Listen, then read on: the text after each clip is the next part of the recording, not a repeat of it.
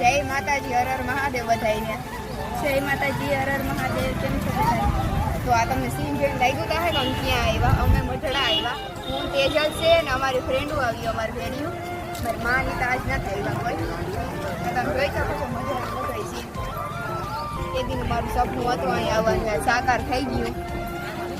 Public બહુ છે નહીં આજ, કાલે 11 છે એટલે કાંઈ જાજી પબ્લિક હવે. અહીં બહુ મજા આવે એમ થાય કે આઈને અહીંયા હાવ.